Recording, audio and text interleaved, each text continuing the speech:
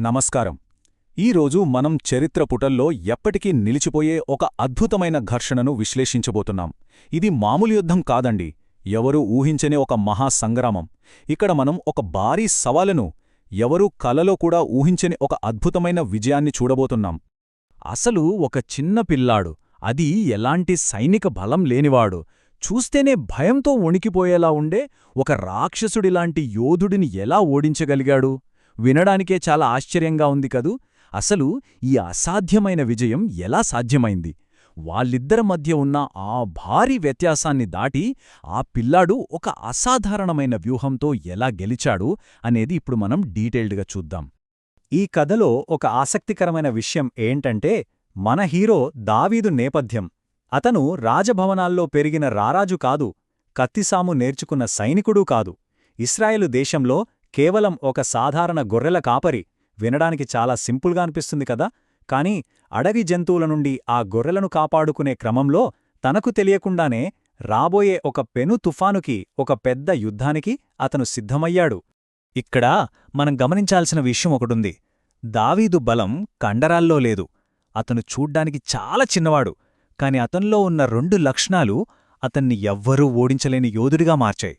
అవేంటంటే అంతులేని అపారమైన ధైర్యం, దేవునిపై ఉన్న అచంచలమైన విశ్వాసం. నిజం చెప్పాలంటే ఇవే అతని కవచాలు, ఆయుధాలు. బయటికి ఎంత సాధారణంగా కనిపించినా లోపల మాత్రం అతనొక పవర్ఫుల్ ఫైటర్. ఇక కథలో అసలైన ముప్పు గురించే మాట్లాడుకుందాం. గొలియాతు. ఆ పేరు చెప్తేనే ఇశ్రాయేలీ సైన్యం మొత్తం గజగజ వణికిపోయేది. అతనొక భయంకరమైన ఫిలిస్తీయుడు. అది కేవలం ఒక సైనికుడి సవాలు కాదు, ఒక దేశం మొత్తాన్ని మానసికంగా కుంగదీసిన ముప్పు. అతను సవాలు విసురుతుంటే ఆ దేశం మొత్తం భయంతో స్తంభించిపోయింది. కనీసం అతని వైపు కన్నెత్తి చూడ్డానిక్కూడా ఎవరూ సాహసించలేదు. ఒక్కసారి వీళ్ళిద్దర్నీ పక్కపక్కన ఊహించుకోండి. ఒకవైపు చూస్తేనేమో ఎంతో చిన్నవాడైన మన దావీదు, మరోవైపు చూస్తే భారీ దేహం, పెద్ద కవచం వేసుకుని అందర్నీ దారుణంగా ఎగతాళి చేస్తున్న అత్యంత భయంకరమైన గొలియాతు. ఇదసలు మ్యాచ్ అయ్యే ఫైట్లాగా ఉందా? ఒకవైపు పూర్తిగా మొగ్గిపోయిన త్రాసులా అనిపిస్తుంది కదా. గొలియాతు ఆకారం చూస్తే ఎవరికైనా చెమటలు పట్టాల్సిందే. కాని మన దావీదు కళ్లలో మాత్రం ఆ భయం ఏ కోశాన కనిపించలేదు. మరింతటి ప్రాణాంతకమైన యుద్ధానికి దావీదు ఎంచుకున్న ఆయుధమేంటో తెలుసా? పెద్ద పెద్ద కత్తులు కాదండి, పొడవైన బల్లాలు. అంతకన్నా కాదు, కేవలం ఒక ఒడిసెల, ఓ 5 చిన్న రాళ్ళు, అంతే.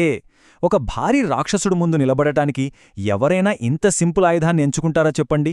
కానీ దూరంగా ఉన్న శత్రువుని వేగంగా దెబ్బతీయటానికి ఆ ఒడిసెల ఎంత పర్ఫెక్ట్ ఆయుధమో అప్పటికీ ఎవరికీ అర్థం కాలేదు.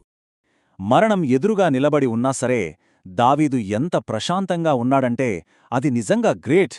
ఎలాంటి కంగారు లేకుండా తన ఒడిసెలను తీసుకున్నాడు, నెమ్మదిగా కేవలం 5 రాళ్లను ఏరుకున్నాడు. ఏమాత్రం వెనకడుగు వేయకుండా నేరుగా ఆ భయంకరమైన గొలియాతు వైపు నడుచుకుంటూ వెళ్లాడు. ఇలాంటి అడుగులు వేయాలంటే మనిషికి ఎంతటి అద్భుతమైన మానసిక బలముండాలో కదా. చరిత్రను మార్చేసిన ఆ క్షణాలు ఎంత వేగంగా జరిగాయో మనమిక్కడ చూడొచ్చు.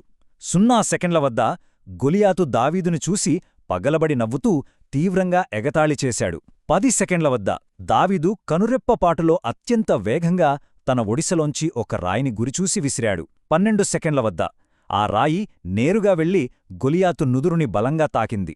ఇక 15 సెకండ్ల వద్ద ఆ భారీ యోధుడు చెట్టు కూలినట్లుగా ఒక్కసారిగా నేలమీద పడిపోయి ప్రాణాలు వదిలాడు. అంతే, కేవలం కొద్ది సెకండ్లలో ఆ మహాసంగ్రామం ముగిసిపోయింది.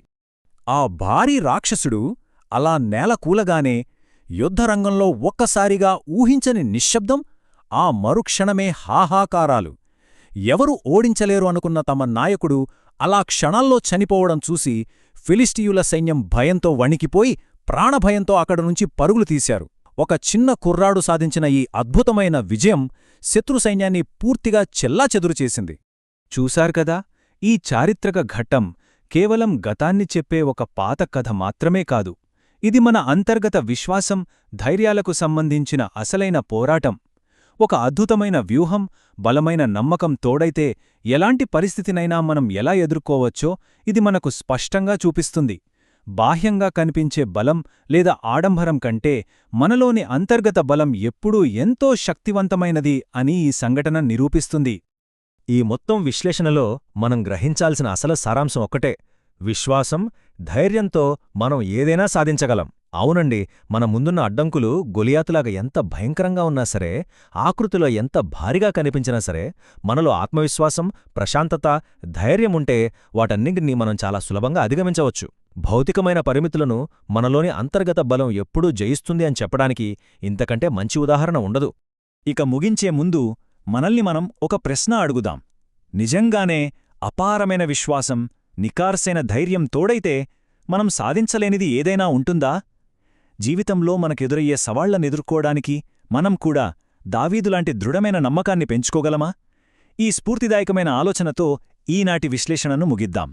మనమివాళ తెలుసుకున్న ఈ అద్భుతమైన కథ ఎప్పటికీ మనకొక గొప్ప మార్గదర్శకంగా నిలుస్తుందని ఆశిస్తున్నాను.